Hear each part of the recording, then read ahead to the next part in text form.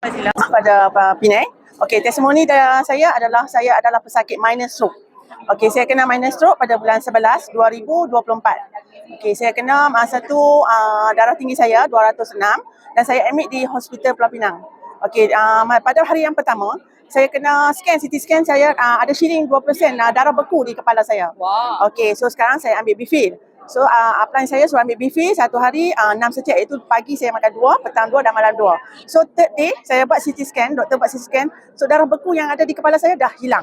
Satu hari 6 sachet. Ya, satu hari 6 secek saya makan. Dalam 2 hari saja Ya. darah beku hilang. Ya. Wow. Okey, lepas tu dalam after 1 week saya keluar daripada hospital, saya pakai Alorapens full set semua. Wow. Saya konsisten pakai 23 jam kecuali saya mandi dan solat. After 2 weeks saya dah boleh jalan semula. So saya rehat 2 bulan lah dah di rumah. Lepas tu saya bekerja balik lah. So sekarang dah bersemangat je. Ya, betul. Kita kena bersemangat. Okey? Itu saja. Terima kasih. Sama.